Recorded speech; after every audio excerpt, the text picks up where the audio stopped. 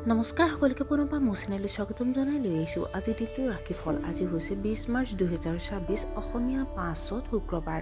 আজি সূৰ্যোদয় সময় পুৱা 5:15 আৰু সূৰ্যাস্ত সময় 5:21। আজি হৈছে দ্বিতীয়া তিথি আৰু শুক্লপক্ষ। আজিৰ দিনটোৰ প্ৰথম ৰাশি হ'ল মেঘ ৰাশি। কামৰ বাবে আজি আপুনি মানসিক চাপৰ সন্মুখীন হ'ব পাৰে। কালিৰ তুলনাত আজি কৰ্মক্ষেত্ৰত অসুবিধাৰ সন্মুখীন হ'ব। ভ্ৰমণৰ সময়ত মূল্যৱান সামগ্ৰী কঢ়িয়াই নিয়াৰ পৰা বিৰত থাকক। জীৱনসংগীৰ অনুভৱক সন্মান কৰক। চকুৰ লগত জড়িত সমস্যাই আপোনাক অসুবিধা দিব পাৰে। বৃষ ৰাশি। আয়ৰ নতুন উৎসৰ উন্মেষ ঘটিব। আপুনি হয়তো নতুন উদ্যোগ এটা আৰম্ভ কৰিব পাৰে। স্বাস্থ্যৰ দৃষ্টিকোণৰ পৰা দিনটো অধিক উত্তম। খৰখেদাকৈ কাম কৰাৰ পৰিৱৰ্তে গুৰুত্ব সহকাৰে আৰু ধৈৰ্য্যৰে সিদ্ধান্ত লোৱা উচিত। কাকো অনাকাংক্ষিত উপদেশ নিদিব। আইনী বিষয়ত ইয়াৰ ফলাফল আপোনাৰ পক্ষত হ'ব পাৰে। মিথুন ৰাশি। আপুনি আপোনাৰ কাম উৎকৃষ্টভাৱে সম্পন্ন কৰিব। আপোনাৰ বৈবাহিক সম্পৰ্ক আনন্দময় হ'ব। ব্যস্ততাৰ সময় হ'ব। আপুনি আপোনাৰ ঘৰৰ সংস্কাৰ বা নতুন নিৰ্মাণৰ বাবে ধন খৰচ কৰিব পাৰে। বৌদ্ধিক সাধনাত আপুনি সফলতা লাভ কৰিব। ঘৰুৱা কামত ব্যস্ত হৈ থাকিব।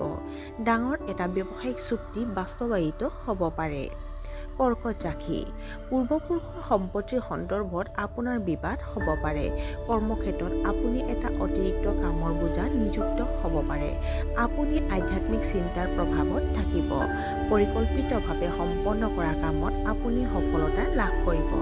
ছাত্ৰ-ছাত্ৰীসকলে অলপ অতিৰিক্ত কষ্ট কৰিব লাগিব। সিংহ ৰাশি। ব্যৱসায়িক দৃষ্টিকোণৰ পৰা দিনটো স্বাভাৱিক। মানুহে আপোনাৰ নম্ৰতাৰ অযথা সুবিধা ল'বলৈ চেষ্টা কৰিব পাৰে। আপোনাৰ ঘৰৰ কনিষ্ঠ সদস্যসকলৰ সন্দৰ্ভত কিছু উদ্বিগ্নতা অনুভৱ কৰিব। বৈবাহিক অনুষ্ঠান বা আনুষংগিক পৰিঘটনা সম্পৰ্কে আপুনি অসুবিধাৰ সন্মুখীন হ'ব পাৰে। আপোনাৰ গুৰুত্বপূৰ্ণ কামবোৰ আনৰ ওপৰত এৰি নিদিব। কন্যা ৰাশি। অবিবাহিত ব্যক্তিৰ বিবাহ সম্পৰ্কে আলোচনা হ'ব পাৰে। বন্ধু-বান্ধৱীৰ সৈতে আউটিং কৰিবলৈ ওলাই যাব পাৰে। ল'ৰা-ছোৱালী যথেষ্ট আজ্ঞাকাৰী হ'ব। সকলো কাম সময়মতে সম্পূৰ্ণ হ'ব। নতুন ব্যৱসায় আৰম্ভ কৰাৰ বাবে দিনটো অতি উত্তম। ভুল ধৰণৰ মানুহৰ সংগৰ পৰা এৰাই চলক। সমাজত আপোনাৰ সন্মান বাঢ়িব। তুলা ৰাশি। কৰ্মক্ষেত্ৰত আপোনাৰ আধিপত্য বাঢ়িব। নতুন বাহন আপুনি ক্ৰয় কৰাৰ পৰিকল্পনা কৰিব পাৰে। আপোনাৰ খং আৰু আনন্দক নিয়ন্ত্ৰণ কৰক। আপুনি বঁটা লাভ কৰিব পাৰে। ঋণ দিয়া ধন আপোনাক ঘূৰাই দিয়া হ'ব পাৰে। আপোনাৰ দৈনন্দিন কাম-কাজত ব্যাঘাত জন্মিব পাৰে। বৃশ্চিক ৰাশি। খাদ্যাভ্যাস উন্নত কৰিব লাগে। ছাত্ৰ-ছাত্ৰীসকলে পঢ়া-শুনাক লৈ গাফিলতি কৰিব পাৰে। আপোনাৰ প্ৰেমিকৰ লগত যোগাযোগৰ অভাৱ হ'ব পাৰে। খৰখেদা কৰাৰ পৰিৱৰ্তে আৰ্থিক লোকচানৰ আশংকা আছে। আপুনি নিজৰ আত্মসন্মান ৰক্ষা কৰা উচিত। মানসিক অস্থিৰতাই দুখৰ সৃষ্টি কৰিব পাৰে। ধনু ৰাশি। আপোনাৰ প্ৰচেষ্টাক দোদুল্যমান অৱস্থাত থাকিবলৈ নিদিব। তেনে কৰিলে হীনমন্যতাৰ অনুভূতিৰ জন্ম হ'ব পাৰে। কিবা কাৰণত আপোনাৰ পৰিকল্পনা স্থবিৰ হৈ পৰিব পাৰে। আপোনাৰ পৰিয়ালৰ ভিতৰত কিছুমান সমস্যাৰ সৃষ্টি হ'ব পাৰে। আপোনাৰ বৈবাহিক সম্পৰ্কত তিক্ততা থাকিব পাৰে। আপোনাৰ ব্যৱসায়ত আকাংক্ষিত ফলাফল লাভ নকৰাৰ বাবে আপুনি হতাশ অনুভৱ কৰিব পাৰে। মকৰ ৰাশি। আপোনাৰ বিৰোধীসকল আপোনাৰ সান্নিধ্যত দুৰ্বল বুলি প্ৰমাণিত হ'ব। পেছাদাৰী ক্ষেত্ৰত অতিৰিক্ত কামৰ বোজা থাকিব। বাধাপ্ৰাপ্ত কামবোৰ হঠাতে সম্পূৰ্ণ হ'ব পাৰে।